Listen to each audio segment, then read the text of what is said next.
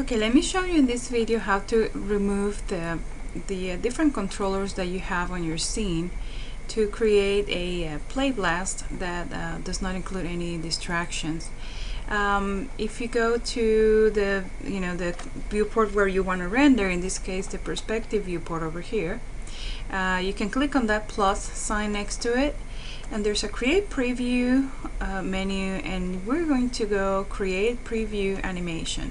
Okay, that's how we're going to render the test to see how it looks.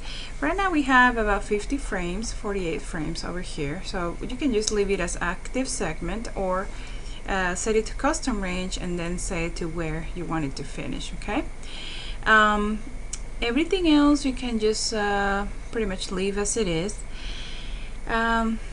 For the output, if you're going to do an AVI movie, just make sure that it's not the quality is not too low, so make it 100%. If you need to lower it because the file becomes too big, then you can lower that, but the idea is that it doesn't come too blurry or distorted when you render it. Say OK, and you make sure you get your perspective viewport there, and that's it. Let's create the render.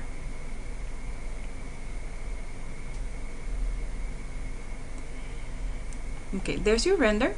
Let me put it a little bit higher.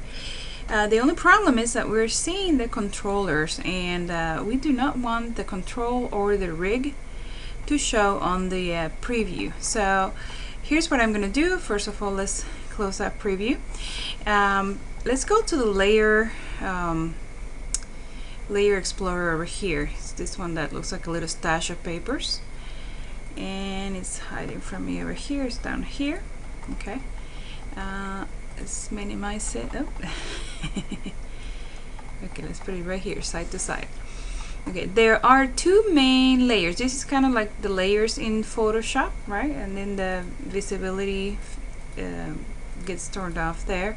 The default layer right now seems to be empty because everything was put on these two layers. You have Mr. Gray Geometry, which is the gray guy, and then you have Mr. Gray Rig, which is the joints and bones underneath.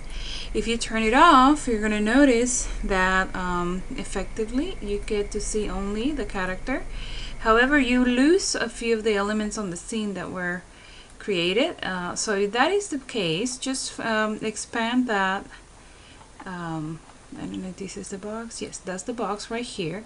So just click and drag that to Mr. Gray Geometry, to that other top layer, and that way it gets together on that layer.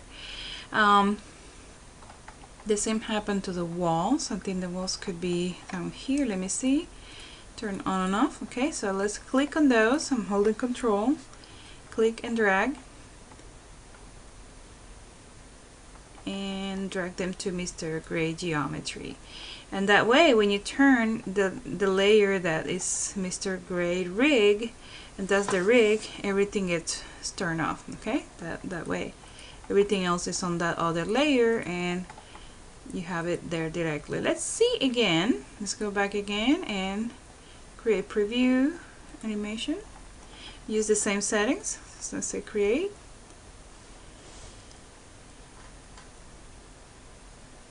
And now you have only the geometry on the scene. Okay. On week 5, I go over the steps on creating a white room effect, which is kind of like this.